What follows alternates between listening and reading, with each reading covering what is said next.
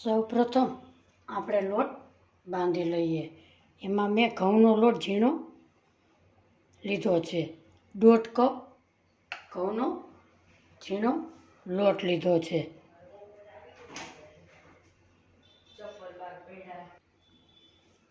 એમાં આપણે ભાખરીનો જાડો લોટ કરકરો હોય છે એ આપણે નાનો કપ ઉમેરીશું। એ લોટ નાખવાથી એમાં તમારે તેલ પૂરી પીસે નહીં અને ચવડ પણ નહીં થાય। એમાં નાખીશું આપણે 2 ચમચી રવો। આપણે નાખશું મોણ।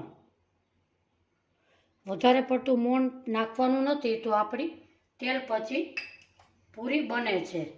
સ્વાદ પ્રમાણે મીઠું, થોડી હિંગ, અડધી ચમચી હળદર, અડધી ચમચી લાલ મરચું પાવડર, અડધી ચમચી ધાણા જીરું પાવડર। આને આપણે મિક્સ કરી અને કઠણ એવો લોટ આપણે બાંધીશું। આજે આપણી પૂરી ટિપ્સ સાથે શીખશું કે આપણી પૂરી તેલ પણ નહીં પીવે અને સૂકી પણ નહીં લાગે અને જમતા વખતે એકદમ ચવડ પણ ના બને એવી રીતે આપણે આજે પૂરી બનાવીશું। આમાં તમારે અજમા નાખવા હોય તો અડધી ચમચી અજમા ઉમેરી શકો છો ફ્લેવર માટે।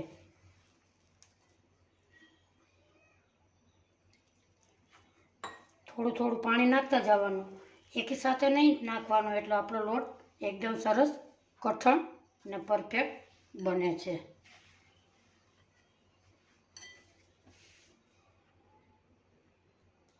આપણે જોઈ શકીએ છીએ કે આપણો લોટ એકદમ કઠણ છે।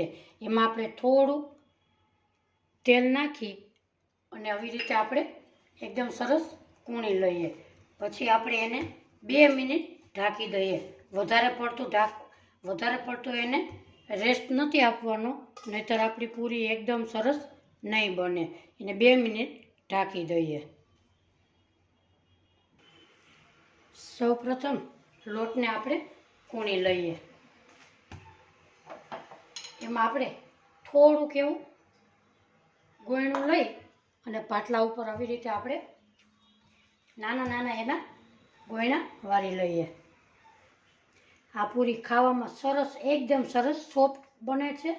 તેલ પચો પણ નથી બનતી। તમારે જેવડી પૂરી કરવી હોય એવડો તમે શેપ ગોયણાનો આપી શકો છો। અહીંયા આપણે અવડા નાના નાના લુવા કરી લીધા છે। આપણે નાની નાની પૂરી વણીશું। તેલ ગરમ કરવા આપણે ગેસ ઉપર મૂકી દીધેલું છે। પાટલા વેણની ઉપર આપણે જરા તેલ લગાડશું અને નાની નાની પૂરીનો આપણે શેપ આપીશું। પૂરીને વણીને રાખવાની નથી, પણ સીધી પૂરી બનાવી અને તેલમાં તળી લેવાની છે। આવી રીતે પહેલાં સૌપ્રથમ આપણે 4-5 પૂરી વણી લઈએ, પછી આપણે તેલમાં તળી લઈએ। આવડી પૂરીનો આપણે શેપ આપીશું। આપણી પૂરી સરસ આવી રીતે આપણે બહુ જાડી નહીં ને એવી પાતળી નહીં, એવી આપણે થિકનેસ રાખીશું। હવે આપણે તેલ તરફ જઈએ। આપણું તેલ સરસ એકદમ આવી ગયું છે। આપણે એમાં પૂરીને ઉમેરી દઈએ।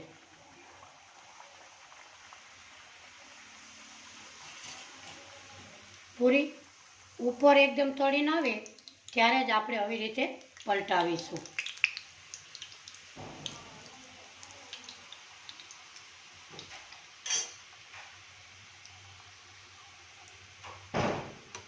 નીચેના પડમાં થોડીક એવી ક્રિસ્પી બનાવીશું। આપણી પૂરી સરસ એકદમ તળાઈ ગઈ છે। આપણે હવે પૂરીને બહાર કાઢી લઈએ। હવે આપણે બીજી પણ પૂરી અંદર ઉમેરી દઈએ।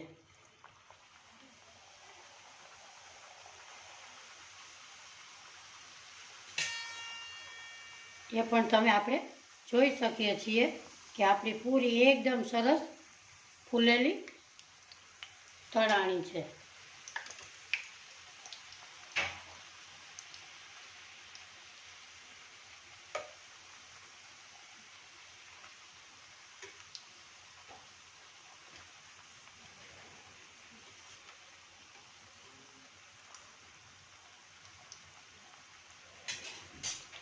એને પણ આપણે બહાર કાઢી લઈએ.